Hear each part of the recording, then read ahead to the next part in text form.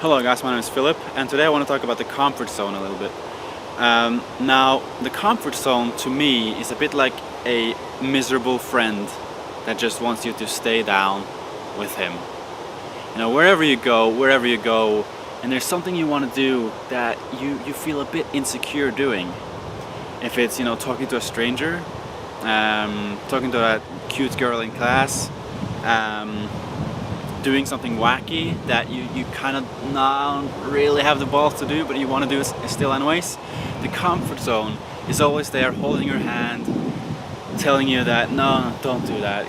You're gonna make a fool of yourself. It's gonna be really uncomfortable, and it's gonna be painful, man. It's gonna be painful. Stay with me. I'm safe. I'm the comfort zone. I'm safe. You're safe with me. You're comfortable with me. The comfort zone is miserable. So the comfort zone wants you to be miserable, because misery loves company now. What you need to do is really just tell the comfort zone to piss off. Or, more effectively, you get the fuck away from the comfort zone. Now, how do you do that? Well, I've got a thing that I'm actually doing now. In 3 days from now, I'm going to Portugal to a music festival where I don't know anyone. There's none of my friends are going there. I'm going there on my own. I've booked the planes on myself. I'm gonna travel there on my own. Everything is on my own. I've bought everything that I'm bringing to the festival with my own money, with my own, like, I've done everything myself. I've done all the preparations myself. I'm going there myself. There's no one else that I know, and I'm doing it to crush my social anxiety once and for all. I've gotten pretty far into that goal, actually. I have so little social anxiety now. It's almost non-existent, but it's still there. It's still there. It's still that little ooh, don't want to talk to strangers kind of thing going on. But it's so close. I want to just fucking crush that social anxiety. Also, I want to get the fuck away from my comfort zone. Just go so far away that I even just forget the existence of the comfort zone. And I can feel comfortable where I would usually not be comfortable. Now, if it wasn't for NoFap, guys, if it wasn't for NoFap, I would have never had the balls to do this. Now, there's a lot of different things regarding NoFap that you can say, oh, this is placebo, that's kind of sort of a gray zone, maybe it's NoFap, maybe it's not, maybe it's just the fact that you've been working out and meditating. You know, there's a lot of different things in NoFap that's kind of like, maybe it is, maybe it's not. This one in particular, I can say 100% sure I would never have the balls to do this if it wasn't for NoFap. NoFap has given me the motivation to get out of my comfort zone. It has given me the motivation to stop wasting time playing video games, and instead, well, I still play video games, but like 1 hour per week or something, like almost non-existent. It has, the thing is, I'm not sacrificing productivity for video games. So NoFap has given me the motivation to just not sit on my ass and just do things and just improve on myself, improve on what's in here, and you know, my body, my muscles. I work out every day now, and everything. NoFap has given me that motivation. NoFap itself has gotten me out of my comfort zone, because my comfort zone used to be Pornhub, you know? That used to be the place where I was the most comfortable. I could just click around on any girl that I wanted to see get banged. Like the most beautiful chicks, the most gorgeous looking women, I can just see them get fucked to pieces. And I loved it, you know? I absolutely loved it. And that was my comfort zone. I loved doing that. What's dangerous about that, though? What's so dangerous about that sort of present hedonistic mentality? It doesn't get you anywhere. That's what's dangerous about it. So what's the worst that could happen? What is the worst that could happen if you would say, let the comfort zone take over and never get out of your comfort zone? The comfort zone is where you're comfortable. So if you're comfortable, you want at life, right? Well, the thing is, at one point, the comfort zone stops being comfortable. And you get depressed. That's right, if you stay in the comfort zone for too long, you will get depressed at some point. If you never meet any new people, if you're afraid to get a new job because there might be people you don't know there and you're afraid to interact with them, if you're afraid to get a new hobby because you're so insecure, like, I'm not good at that anyways, and it's kind of something you haven't done before, so you don't want to get into it, and you're kind of insecure. If you're afraid to do new things constantly, you keep eating yourself. You keep eating yourself because you keep telling yourself that, no, I'm too scared, I'm too scared, I can't do it, I'm not good at it, I can't. I'm just gonna stay in my comfort zone, play video games, waste a lot of dopamine, just push out all of those feel-good hormones and desensitize yourself so much that you cannot enjoy life. And the thing is, we tend to think that it's all in our brains.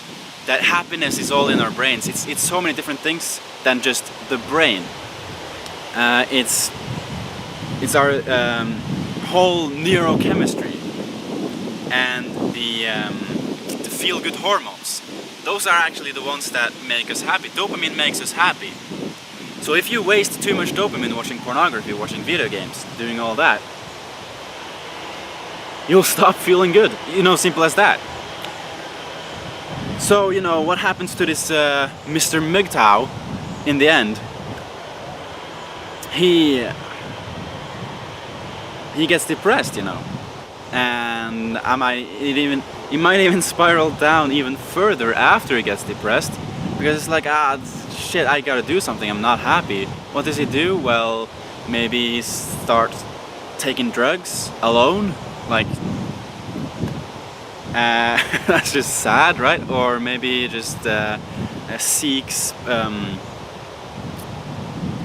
this sort of love and friendship that he doesn't have in food. A lot of people do that. That's why they get morbidly obese, because they're miserable people and they seek love in food. They seek love in video games, and they, not even knowing it themselves, they seek love in pornography. They're fooling their brains into thinking that they're actually making love to these women. But they are also destroying their own confidence because of the fact that they're not fucking these women. The alpha male is fucking the women. You're watching the alpha male. You're watching the king of the apes. You're watching the man with the biggest cock. You're watching, it's like watching that cute girl in class that you're crushing on get fucked by the biggest bully in school. That's the equivalent of what you're doing. Like, it fucks your confidence so bad. So, and I got a bit off track here, but the comfort zone. This is all sort of representations of the comfort zone. The video games, the pornography, the bedroom. Just the comfort of your bedroom and never getting out of there because you're afraid. At some point, your social anxiety gets so bad that you're even afraid that people might see you. So you don't even want to go out. That's people that suffer from severe anxiety in general. People who are anxious, people who are seriously mentally ill because they're anxious. They can't even go out. These people exist. They can't even go out because they're so socially anxious that they can't even stand the thought of people seeing them. It can get that bad. And I know I'm exaggerating, but fuck. It actually quite often gets so bad.